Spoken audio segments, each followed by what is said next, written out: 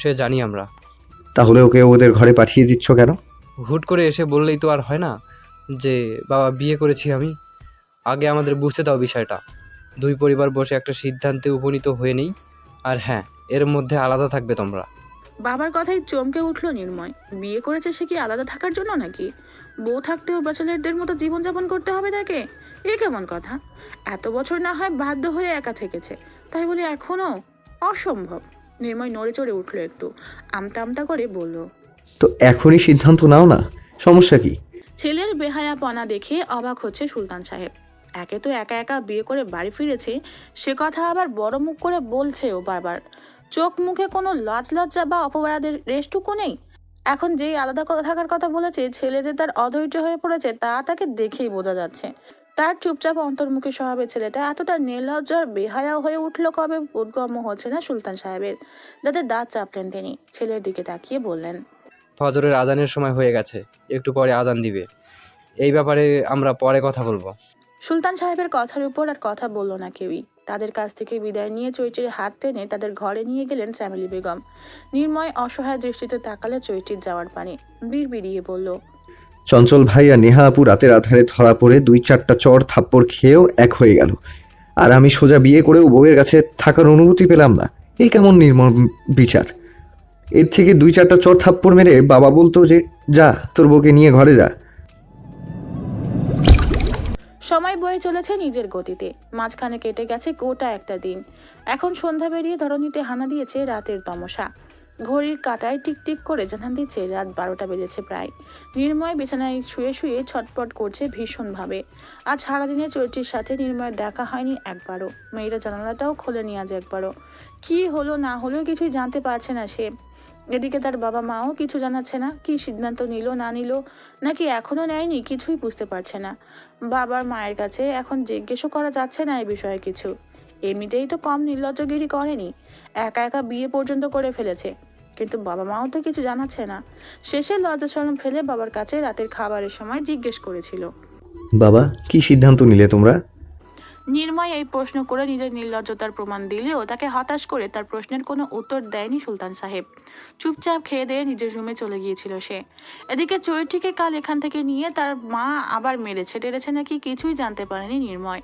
মারতেও পারে, যে দজ্জাল মহিলা। এক চড়ে তার বুকটা অসাড় করে দিয়েছে যেন। ডাক্তাররা অপারেশনের আগে রোগীদের অসাড় করতে ফাও যে অত অত দামের ঔষধ ব্যবহার করে কেন কে জানে। এই মহিলাকেই নিলেই তো পারে, বিনা পয়সায় এক থাপ্পড়ে অসাড় করে দিবে রোগীর অঙ্গ প্রত্যঙ্গ। নির্ময়ের ভীষণ চিন্তা হচ্ছে চৈত্রীকে নিয়ে। কি অবস্থা মেয়েটার কে জানে। কল দিল কয়েকবার, তাও ধরলো না চৈত্রী। শুধু মাঝখানে একটা মেসেজ করে জানিয়েছে যে তার আশেপাশে নাকি সবসময় কেউ না কেউ আছে, তাই জানালাও খুলতে পারছে না আর কথাও বলতে পারছে না। কিন্তু এইটুকুতে কি আর হৃদয় ঠান্ডা হয়? সব থেকে বড় কথা, বিয়ে হয়েছে তাদের। বিয়ের পরও কি বউ ছাড়া থাকা যায়? হুম, একদম থাকা যায় না। বিয়েটা তো করেছেই সে বউয়ের কাছে থাকার জন্য। সেই বউয়ের কাছে যদি না থাকতে পারে তাহলে কিভাবে হবে? তারপর থাকতে তো পারছেই না, কথাও বলতে পারছে না। এ কেমন অত্যাচার শুরু হয়েছে তার উপর। মনটা কেমন যেন অস্থির অস্থির লাগছে নির্ময়ের।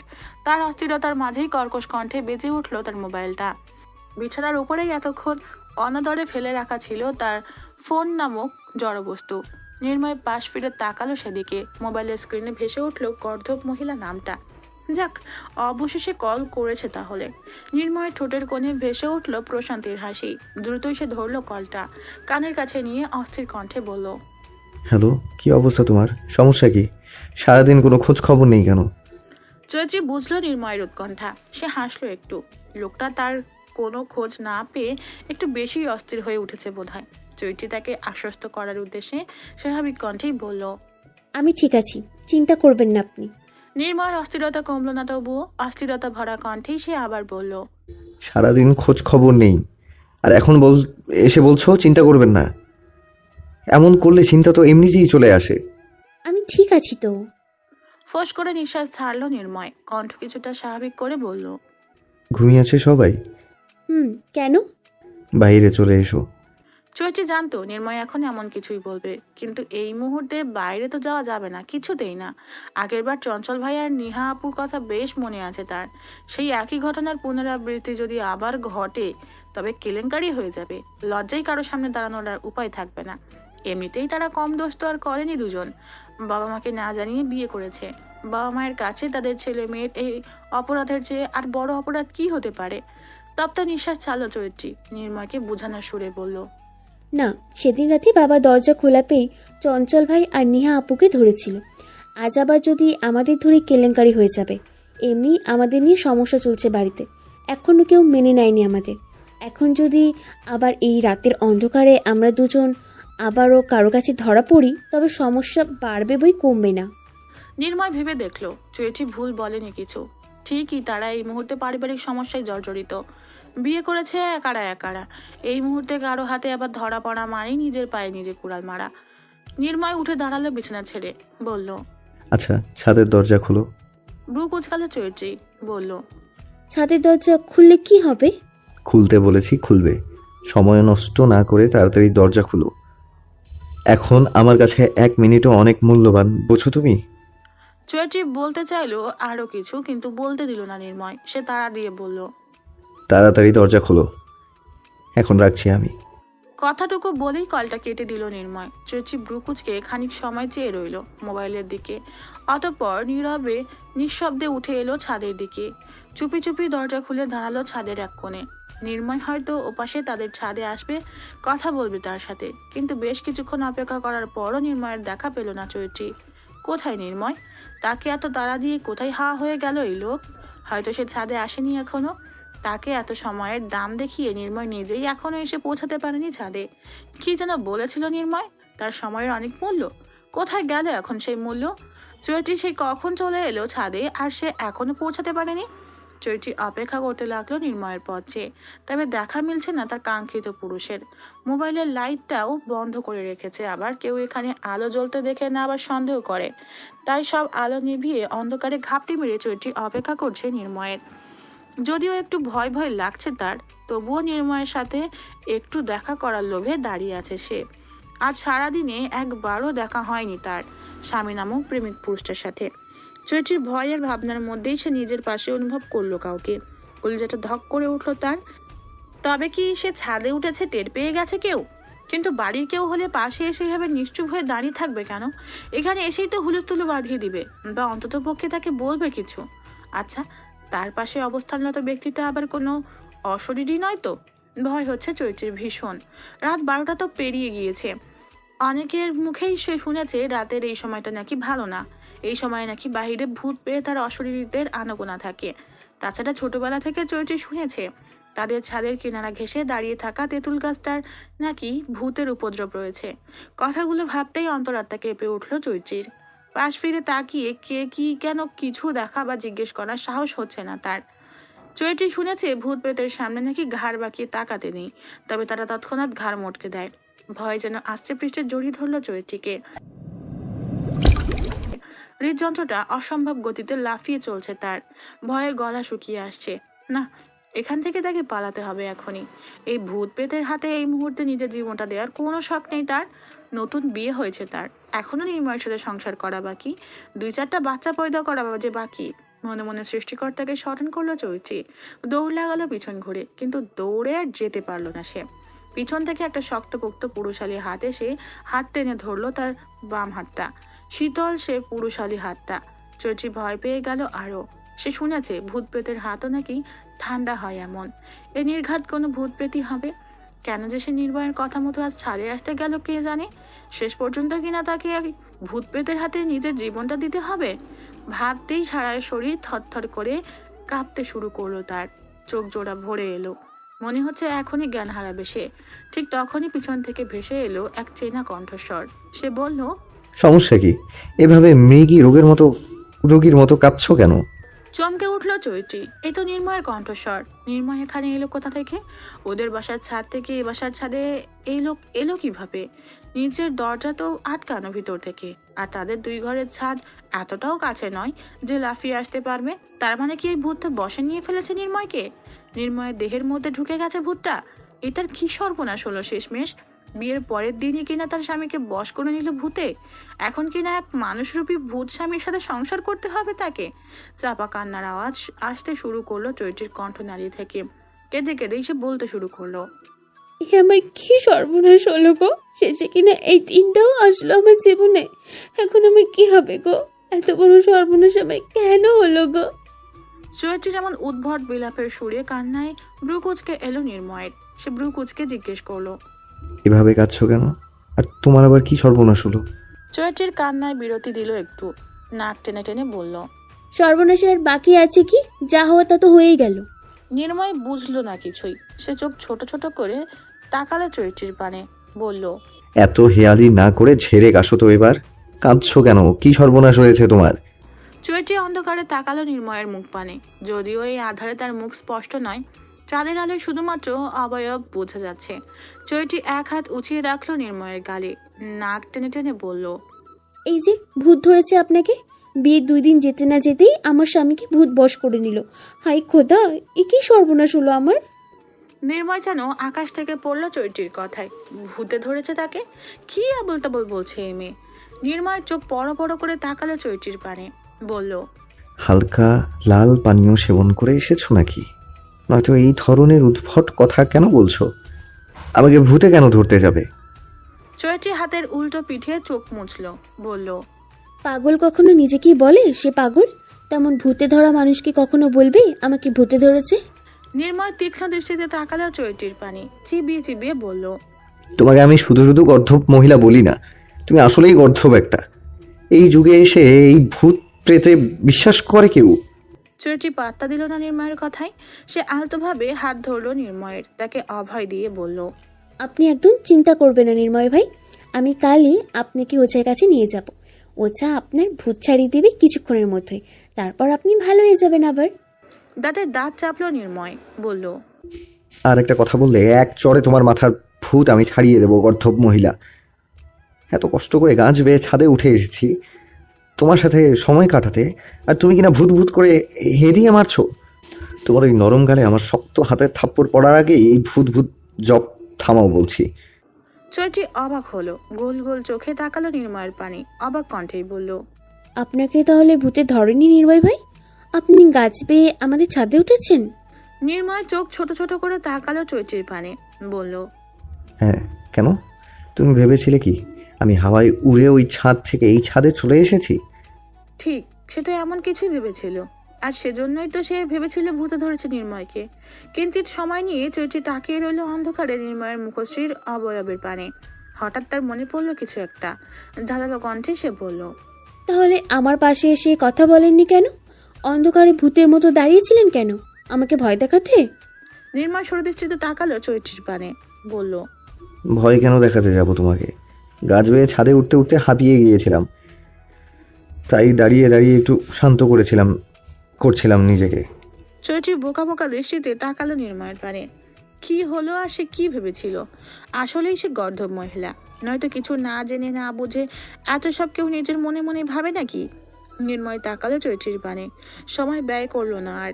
এমনিতেই এই ভূত ভূত করে অনেকটা সময় নষ্ট হয়ে গিয়েছে।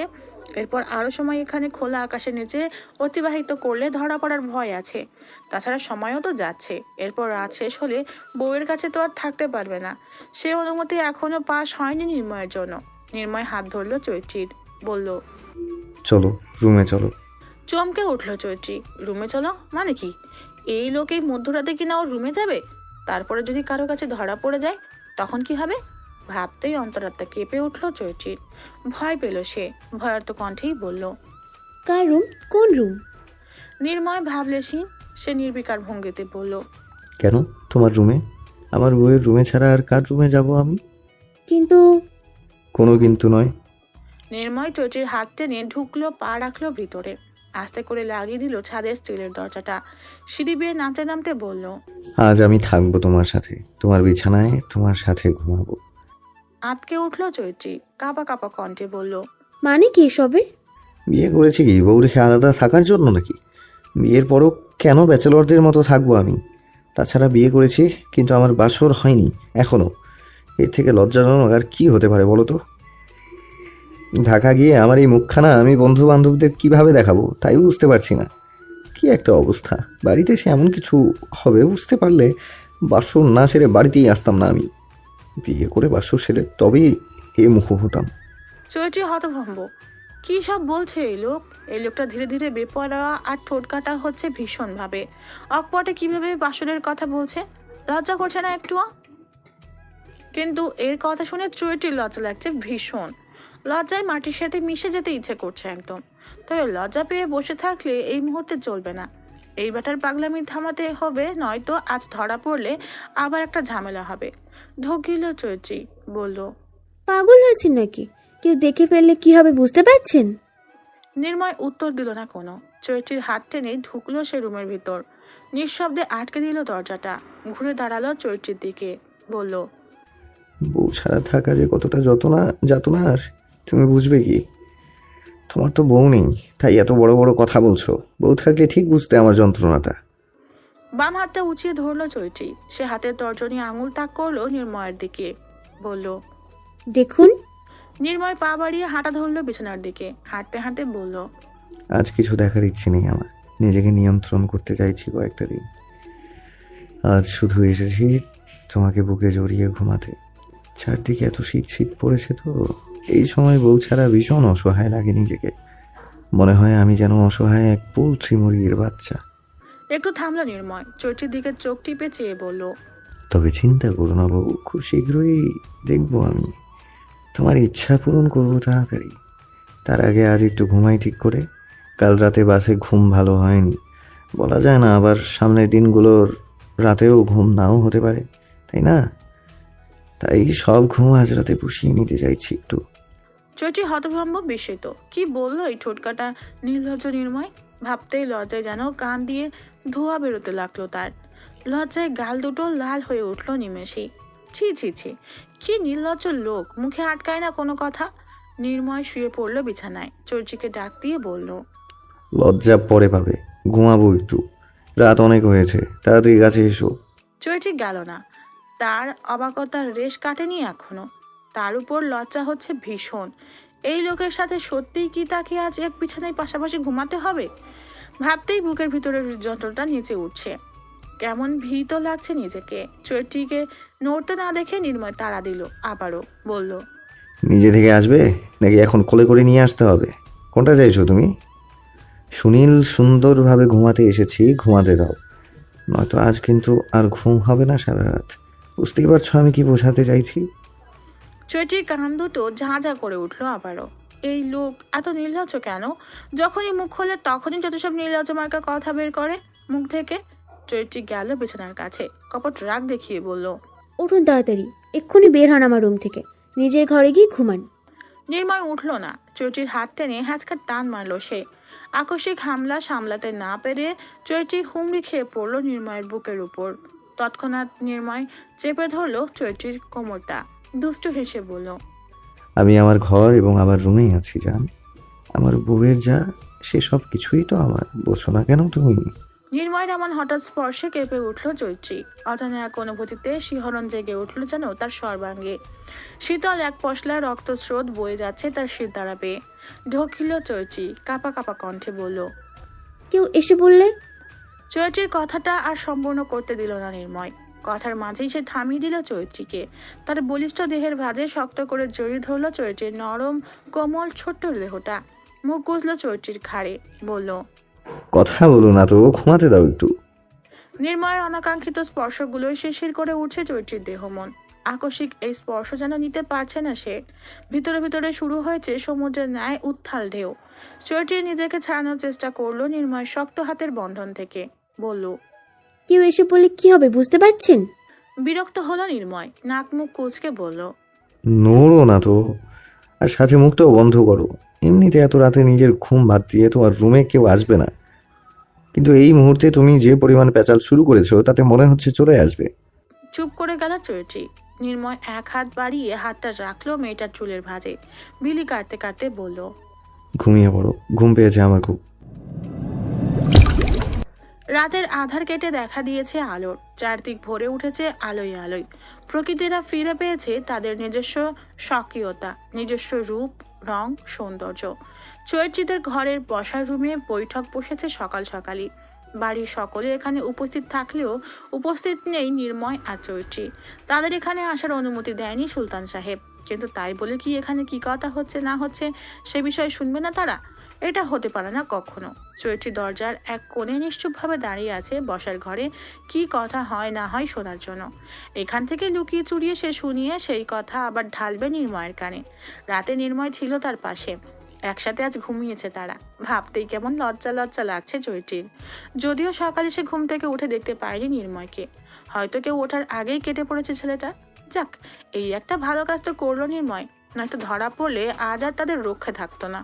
চৈত্রী দরজার আড়ালে দাঁড়িয়ে কান পেতে আছে, ওপাশে কি কথা হচ্ছে শোনার জন্য। অবশ্য এখান থেকে বেশ ভালোভাবেই শোনা যাচ্ছে সবটা, কিন্তু সমস্যা হলো কেউ আসল কথা বলছে না এখনো। কোথায় পাড়া প্রতিবেশী দেশ বিদেশ নিয়ে চায়ের দোকানের মতো আলোচনা শুরু করেছে এরা। এখানে বৈঠকটা কেন বসেছে? অবশ্যই নির্ময় আর চৈত্রীর বিয়ে নিয়ে। সে কথা বাদ দিয়ে তারা শুরু করেছে যত সব ফাউ পেঁচাল। বিরক্ত হচ্ছে চৈত্রী, এদিকে নির্ময়ও অধৈর্য হয়ে উঠেছে বেশ। চৈত্রী তো তাও কিছুটা শুনতে পারছে কি হচ্ছে না হচ্ছে, নির্ময় তো তাও পাচ্ছে না। তাকে তার বাবা রেখে এসেছে ঘরে, আবার আসার সময় কাট কাট কণ্ঠে বলে এসেছে, তোমাকে যেন আমি ও ঘরের ধারে কাছে না দেখি, দেখলে ঠেঙ্গিয়ে বাড়ি পাঠিয়ে দেবো আবার। বড় হয়েছো, একা একা বিয়ে পর্যন্ত করে এসেছো, কিন্তু আমার কাছে কিন্তু তুমি এখনো ছোট আর নির্মমই আছো, মাথায় রেখো কথাটা। নির্ময় মেনে নিতে পারছে না বাবারই নির্মমতা। তার বিয়ের কথা চলছে আর তাকে সেখানে থাকতে দিবে না, এটা কেমন কথা? সে বিয়ে করেছে বলেই তো এই বৈঠক বসেছে, তাই না? আজ সে যদি বিয়ে না করতো তবে এই বৈঠকের সুযোগ কখনো আসতো না। তার মানে এই বৈঠকের সম্পূর্ণ ক্রেডিট নির্ময়ের, তাও কেউ তাকে পাত্তা দিচ্ছে না। আসলে স্বার্থপর, সবাই স্বার্থপর। এদিকে বাবার কথা অমান্য করে চৈত্রীদের ঘরের দিকে যাওয়ার সাহসও নির্ময়ের হচ্ছে না এই মুহূর্তে। বিয়ের প্রথম রাতেই সদ্য হওয়া শ্বশুরের হাতে চড় খেয়ে বুক অসাড় করেছে সে। এখন আবার শ্বশুরের ঘরে গিয়ে যদি নিজের বাপের ঠ্যাঙানি খায়, তবে মান সম্মান আর থাকবে না একটুও। এখন শুধু মান সম্মানের ভয়ে চুপ আছে, নয়তো ঠিক সে চলে যেত ওই দিকে। বাবার ওই হুমকিমূলক বাক্য রোধ করতে পারতো না তার গতিপথ। ক্রমেই অস্থির হয়ে উঠছে নির্ময়। ওদিক থেকে কোনো খবর শোনার আগে তার এই অস্থিরতা কাটবে মনে হচ্ছে না আপাতত। চৈত্রী অধীর আগ্রহে দরজার আড়ালে দাঁড়িয়ে শুনছে সবার কথা। দীর্ঘ 1 ঘন্টা আলোচনার পর তারা একটা সঠিক সিদ্ধান্তে উপনীত হয়েছে কেবল। সবাই মিলে সিদ্ধান্ত নিয়েছে চৈত্রী আর নির্ময়ের বিয়ে দিবে আবার, আর তা পরশুই দিবে। অনুষ্ঠান করবে না তেমন, ঘরোয়াভাবেই নিকট আত্মীয়দের উপস্থিতিতে বিয়েটা দিবে তারা। চঞ্চল নিজের বিয়ের জন্য কয়েকদিন আগেই ছুটি নিয়েছে বেশ কিছুদিন। এই মুহূর্তে তার অফিস থেকে তাকে আর ছুটি দেওয়া হবে না কেন। চৈত্রী আর নির্ময়ও কিছুদিন আগে চঞ্চল আর নিহার বিয়ে উপলক্ষে ভার্সিটি বন্ধ দিয়ে ছুটি কাটিয়েছে বেশ কিছুদিন, তাই তাদেরও ঢাকায় ফিরতে হবে দ্রুত। এই জন্যই মূলত কোনো আনুষ্ঠানিকতা এই মুহূর্তে বন্ধ করতে চাইছে সবাই। ঘরোয়াভাবে স্বল্প পরিসরেই বিয়েটা সারতে চাইছে সবাই। দরজার আড়ালে দাঁড়িয়ে পুরো কথাটা শুনে উৎফুল্ল হলো চৈত্রী। মনের উপর থেকে যেন নেমে গেল বিশাল ভারী এক পাথর। অনুষ্ঠান না হোক, সবাই তাদের যে মেনে নিয়েছে এই অনেক। চৈত্রী দ্রুত সরে পড়লো দরজার পাশ থেকে, কল লাগালো নির্ময়ের নাম্বারে, তাকে বলল সবটা। সময় বহমান, সে বয়ে চলছে নিজের গতিতে, বাধাহীনভাবে। চোখের পলকেই যেন মাঝখানের একটা দিন কেটে গেল। ঘরোয়াভাবে নির্ময় আর চৈত্রীর বিয়ের আয়োজন করা হয়েছে আজ। সময় স্বল্পতার জন্য হলুদের অনুষ্ঠানটা পালন করা হয়নি, শুধু নিয়ম একটু হলুদ ছুঁয়ে গোসল করানো হয়েছে দুজনকে। রাজের খবর নেই আর সেদিনের পর থেকে। হয়তো সে ইতোমধ্যে শুনে ফেলেছে চৈত্রী আর নির্ময়ের বিয়ের কথা, আর সে এও ভালোভাবেই বুঝতে পেরেছে সবাই জেনে গেছে তার মিথ্যেটা। এখন এ মুখো হলে নির্ঘাত তাকে মার খেয়ে হাসপাতালের সিট ধরতে হবে, তাই রাজ নামক পাপীটা গা ঢাকা দিয়েছে সম্ভবত। সন্ধ্যা গড়িয়েছে প্রায়, রাতের গভীর কৃষ্ণ কালো আধার ছড়িয়ে পড়েছে চারিদিকে। একটু আগেই মাগরিবের নামাজ শেষ করেছে মুসল্লিগণ। নামাজ শেষে বিয়ে উপলক্ষে নির্ময়রা তাদের স্বল্প সংখ্যক আত্মীয়দের নিয়ে উপস্থিত হয়েছে। নির্ময় আজ একটা শুভ্র বর্ণের পাঞ্জাবি জড়িয়েছে তার শক্তপোক্ত শরীরে। বরাবরের মতোই কালো বেল্টের ঘড়িটা শোভা পাচ্ছে তার এক হাতের কবজিতে। কাজী সাহেব সহ নির্ময়রা বসলো চৈত্রীদের ড্রয়িং রুমে। চৈত্রীদের বাড়ি থেকে হালকা পাতলা নাস্তা দেওয়া হয়েছে সবাইকে। রাতের খাবারের আয়োজনও হয়েছে। খুবই সাদামাটা বিয়ে, আজকালকার যুগে হয়তো এই ধরনের বিয়ে খুব কমই দেখা যায়। তবে এ বিষয়ে কোনো অভিযোগ নেই চৈত্রী বা নির্ময়ের, এইটুকুতেই তারা বেশ খুশি। চৈত্রী অবশ্য আগে থেকেই ভেবে রেখেছিল খুব সাদামাটা বিয়ে করবে সে, হলো তাই। নাস্তার পাট চুকিয়ে বিয়ের কার্যক্রম শুরু করলেন কাজী সাহেব। চৈত্রীকে আনা হয়নি বসার রুমে, তাকে সাজিয়ে গুছিয়ে রুমেই বসিয়ে রাখা হয়েছে। অবশ্য তেমন সাজগোজ করানো হয়নি চৈত্রীকে, শুধু শাড়ি পরানো আর হালকা কিছু গহনা পরানো ছাড়া। মুখে নেই কোনো কৃত্রিম প্রসাধনীর প্রলেপ বা মেকআপ। চরিত্রীকে কবুলও বলানো হয়েছে তার রুমে থেকেই, আনা হয়নি এত পুরুষদের মধ্যে। স্বল্প সময়ের মধ্যেই বিয়ের সকল কার্যক্রম সম্পূর্ণ করেই রাতের খাবারের দিকে এগোলো সবাই। খাওয়া দাওয়ার পাট চুকিয়ে সময় এলো কন্যা বিদায়ের। নিহা আর চামেলি বেগম চরিত্রের দুই বাহু ধরে বের করে আনলেন মেয়েকে। মেয়েটা গুনগুনিয়ে কান্না করে যাচ্ছে শুরু থেকে। চামেলি বেগমও কাঁদছেন, চোখে তার অশ্রু স্পষ্ট। খালেদ সাহেবের মুখশ্রীতে বিষণ্ণতার ছাপ। নির্ময় ব্রু কুচকালো। মেয়ে যাচ্ছে তো এ বাড়ি থেকে ও বাড়ি মাত্র, এতে এত কান্নার কি হলো? সে কি নিয়ে চরিত্রীকে মারবে না ধরবে যে এত কান্নাকাটি? নির্ময় খানিক সময় নিয়ে তাকিয়ে রইল মা মেয়ের দিকে, কিন্তু এদের কান্নার রহস্য উদ্ঘাটন করতে সে বরাবরই ব্যর্থ হলো। আজ সে একজন স্বামী যে কিনা বাবা মায়ের কাছ থেকে মেয়েকে নিয়ে যাওয়ার জন্য অপেক্ষা করে আছে, তাই হয়তো বুঝতে পারছে না তাদের কষ্ট, তাদের অসহায়ত্ব। একদিন যখন সে ওই বাবা মায়ের স্থানে এসে সে নিয়ে যে দাঁড়াবে, তখন ঠিক বুঝতে পারবে তাদের আজকের অবস্থানটা। একটা মেয়েকে বিয়ে দিয়ে বিদায় করা মানে কি শুধুমাত্র বাড়ি থেকে বিদায় করা? না, সে নয়। একটা মেয়েকে বিয়ে দিয়ে শ্বশুরবাড়ি পাঠানো মানে বাবা মা তার মেয়ের উপরে সকল অধিকার হারিয়ে ফেলা। এত কষ্ট করে জন্ম দিয়ে ছোটবেলা থেকে কোলে পিঠে করে মানুষ করেও আজ থেকে তার উপর সকল অধিকার ক্ষুণ্ণ হবে তাদের। এরপর থেকে তাদের আদরের রাজকন্যার উপর অধিকার থাকবে শুধুমাত্র তার স্বামী এবং শ্বশুরবাড়ির লোকজনের। আজ থেকে এই চিরচেনা আপন বাড়িটাও হয়ে যাবে কোনো এক আত্মীয়ের বাড়ির সমকক্ষ, যেখানে মাস অন্তর অথবা বছর অন্তর বেড়ানোর মতো একবার আসবে, তাও স্বামী শ্বশুরবাড়ির লোকের অনুমতি সাপেক্ষে। চামেলি বেগম কাঁদতে কাঁদতেই মেয়েকে নিয়ে এলেন নির্ময়দের ঘরের দ্বার পর্যন্ত, কিন্তু ঘরের ভিতরে আর ঢুকলেন না। যদিও সবাই তাকে ভিতরে আসার জন্য যথেষ্ট অনুরোধ করেছিল, কিন্তু সে আসেনি। মেয়ে শ্বশুর বাড়ি, এভাবে মেয়ের সাথে প্রথম রাতেই যাওয়াটা শোভা পায় না নিশ্চয়ই, তাদের যতই তারা প্রতিবেশী হোক না কেন। চামেলি বেগম চলে যেতেই চৈত্রী আর নির্ময়কে বরণ করে নিলেন মনিয়া বেগম। নিহা চৈত্রীর হাত টেনে নিয়ে গেল ঘরের ভিতরে। শুরু হলো বিয়ের পরবর্তী এবং বাসরের আগের নিয়ম আচারগুলো। রাত বেড়েছে কিছুটা, যদিও খুব বেশি রাত হয়নি এখনো, মাত্র রাত 11টা। বিয়ে বাড়ির হট্টগোল এখনো শোনা যাচ্ছে কিছুটা। চৈত্রীকে বাসর ঘরে দেওয়া হয়েছে কিছুক্ষণ আগেই। নির্ময় সেই সন্ধ্যা থেকে অধীর আগ্রহে অপেক্ষা করে আছিল এই সময়টার জন্য। চৈত্রীকে বাসর ঘরে দিতেই বসা থেকে উঠে দাঁড়ালো সে। ভিতরে ভিতরে ছটপটানি ভাবটা থাকলেও মুখশ্রীতে তা ফুটিয়ে তোলা যাবে না মোটেই, তাহলে সকলের সামনে নির্ঘাত লজ্জায় পড়তে হবে তাকে। নির্ময় শুধুই 2-4টা চক্কর লাগালো পুরো বাড়িতে। যে কাজিনদের সাথে সহজে কথা বলেনি কোনোদিন, আজ তাদের ডেকে ডেকে নিজে থেকে কথা বলে সময় কাটালো কিছুক্ষণ। বউকে বাসর ঘরে দেওয়ার সাথে সাথে তো আর জামাই গিয়ে ঢুকতে পারে না সেখানে, তবে সবাই যে নির্লজ্জ বলবে তাকে। অবশ্য সে নির্লজ্জই, তবুও বাসর ঘরে বউ রেখে এদিক ওদিক ঘুরে ফিরে সবাইকে সে বোঝালো সে মোটেও উতলা নয় বউয়ের জন্য। বউ ছাড়া সে দিব্যি আছে। আসলে সত্যি বলতে বউয়ের কাছে যাওয়ার জন্য সে ভিতরে ভিতরে ভীষণ উতলা, ভীষণ অস্থির হয়ে আছে, কিন্তু তা তো আর মানুষের সামনে প্রকাশ করা যাচ্ছে না। নির্ময় বাড়ির এই মাথা থেকে ও মাথায় ঘুরতে ঘুরতে বেশ কয়েকবার মা বাবার সামনে গিয়েও দাঁড়িয়েছিল। সে চেয়েছিল তাকে এভাবে বউকে একা রেখে ঘুরতে দেখে তার বাবা মায়ের কেউ একজন বলুক, বউকে একা ঘরে রেখে তুমি এখানে কি করছো নির্ময়, যাও বউয়ের কাছে যাও। কিন্তু নির্ময়কে হতাশ করে তার বাবা মা এমন কোনো বাক্য তাদের মুখ থেকে বের করেনি। নির্ময়ের এখন বেশ সন্দেহ হচ্ছে, এরা তার মা বাবা তো নাকি নিহার কথা মোতাবেক ছোটবেলায় তাকে কোথাও কুড়িয়ে পেয়েছিল এরা। ছেলের কষ্ট মোটেই বোঝে না। নিহা আর চঞ্চলকে একসাথে রাতের অন্ধকারে ধরেও তাদের একসাথে থাকার ব্যবস্থা করে দিল, অথচ তার বেলায় করলো কি, সে বিয়ে করে সুন্দরভাবে ফেরার পরও তাকে তার বউয়ের কাছ থেকে আলাদা করে দিল। এই কয়টা রাত বউ ছাড়া থাকার মতো এক নির্মম অত্যাচার করলো তার উপর। কিন্তু আজ তো অন্তত বাসর ঘরে যাওয়ার জন্য একটু তাড়া দিতে পারতো, তাও দিল না। নির্ময় তীক্ষ্ণ দৃষ্টিতে একবার তাকালো সবার পানে, অতঃপর নিজের লাজ লজ্জা ভুলেই এগিয়ে গেল বাসর ঘরের দিকে। যে যা বলে বলুক তো, এখন তার বউ চাই।